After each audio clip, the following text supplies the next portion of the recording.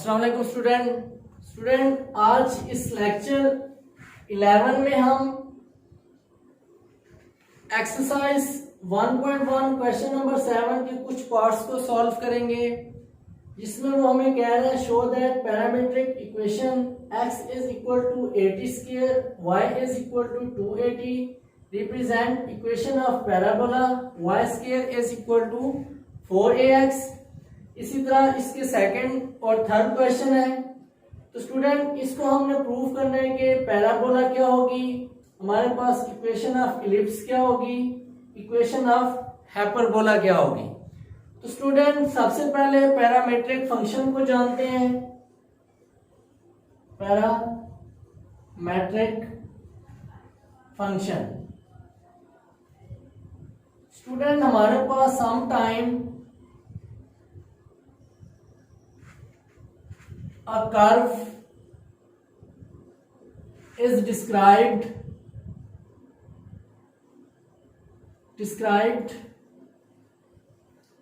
by expressing both variable x and y as a function of a third variable such that t and theta, t और theta हमारे पास third variable है। This types of function या this types of equation is called parametric equation. Let's suppose x is equal to 80 square, y is equal to 80, x is equal to a cos theta, y is equal to b sin theta।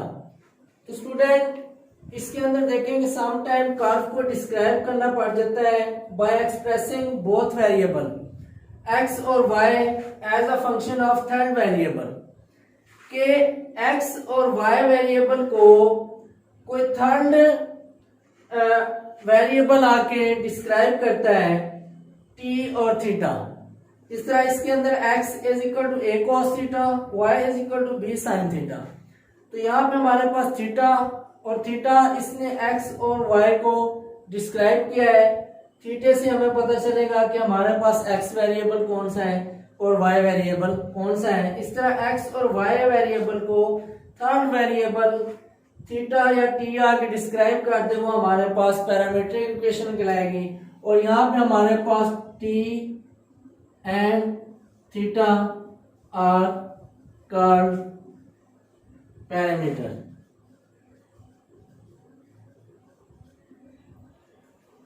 तो student इसी तरह हमने इन question को solve करना है कि question में parabola कौन सी होगी, इलिप्स कौन सी होगी और इस तरह हमारे पास हाइपरबोला कौन सी होगी।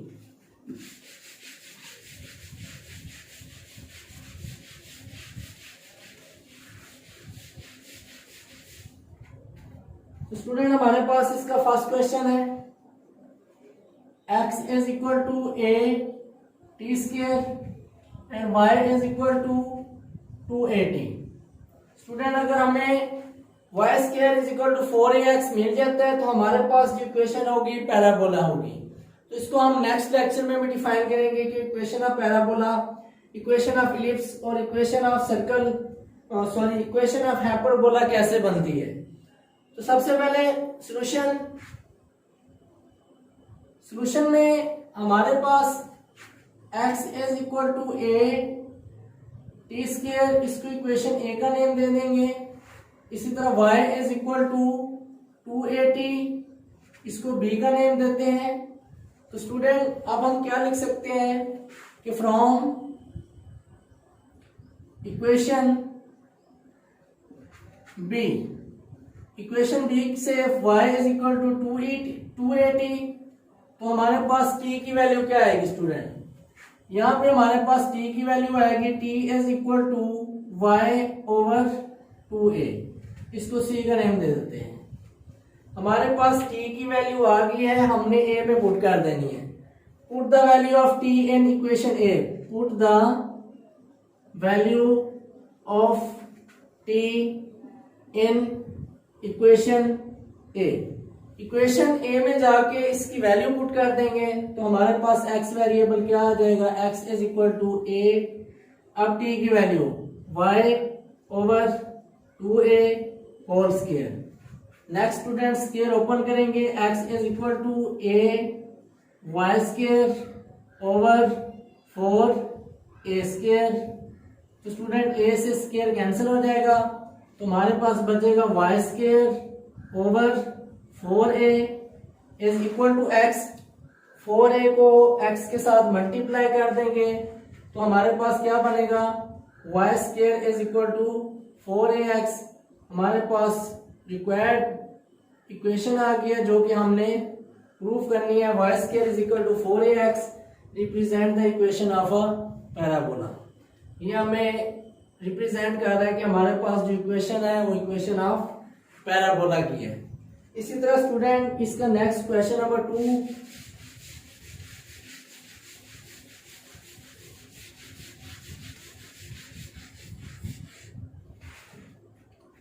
हमारे पास है x is equal to a cos theta and y is equal to b sin theta.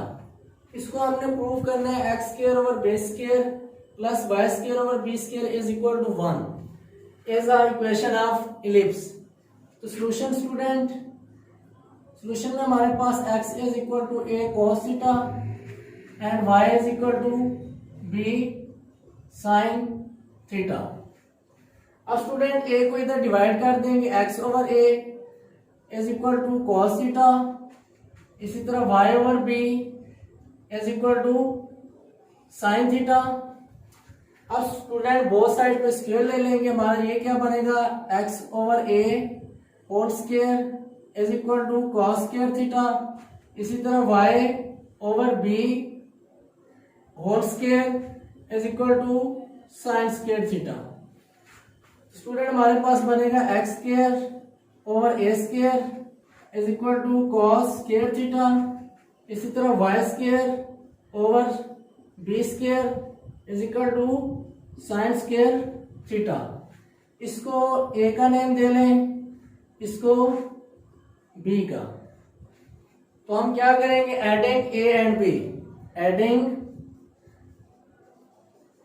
A and B, A और बी को ऐड करेंगे, X square over A square plus left hand side को left hand side में, right hand side को right hand side में, तो Y square over B square is equal to cos square theta plus sine square theta.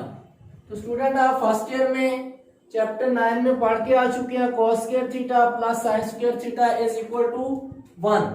तो हम लिख सकते हैं X square over A square plus Y square over B square is equal to 1, क्योंकि cos square theta plus sine square theta is equal to 1। तो student इसी तरह हमारे पास question number 3,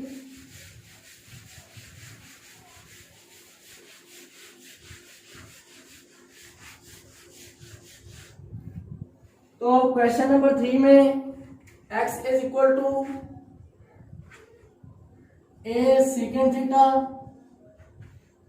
y is equal to b tan theta. अब student इसका solution, तो इसको हमने प्रूव करना है कि हमारे पास इक्वेशन ऑफ हाइपरबोला बनेगी। तो student x is equal to a second theta, y is equal to b tan theta. तो हम कह सकते हैं कि जब हम x is equal to a second theta लेंगे और y is equal to b tan theta लेंगे तो स्क्वायर ऑन बोथ साइड, सबसे पहले a को डिवाइड कर ले, sorry student, is equal to secant theta, इसी तरह y over b is equal to tan theta, square on both side, तो x over A whole square is equal to second square theta, y over b whole square is equal to tan square theta. अब student x square over A square secant square theta, y square over b square tan square theta. पिछले question में हमने add किया था, इस question में हम क्या करेंगे, सब्ट्रैक्ट।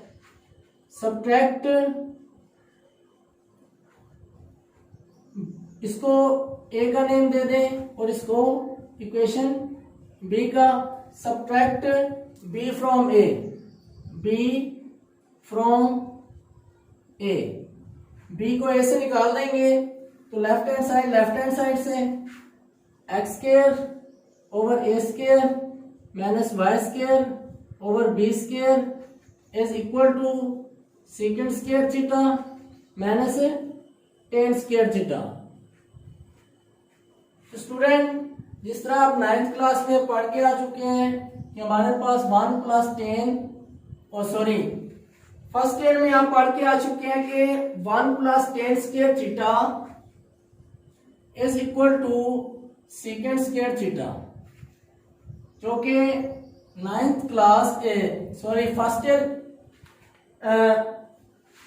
के 9th चैप्टर में ये 1 + 10 square theta is equal to second square theta के इक्वल था।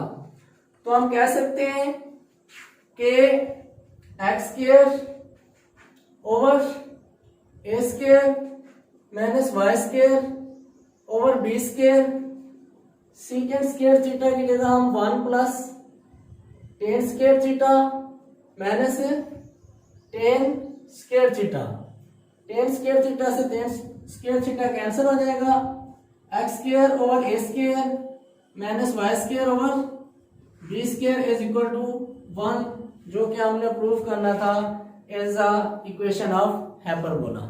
तो स्टूडेंट आज के इस लेक्चर 11 में हमने क्वेश्चन नंबर 7 के कुछ पार्ट्स को सॉल्व किया, बिल्कुल आसान था। तो स्टूडेंट इससे नेक्स्ट लेक्चर में हम हाइपरबोलिक फंक्शन को डिस्कस करेंगे। अल्लाह हाफिज़।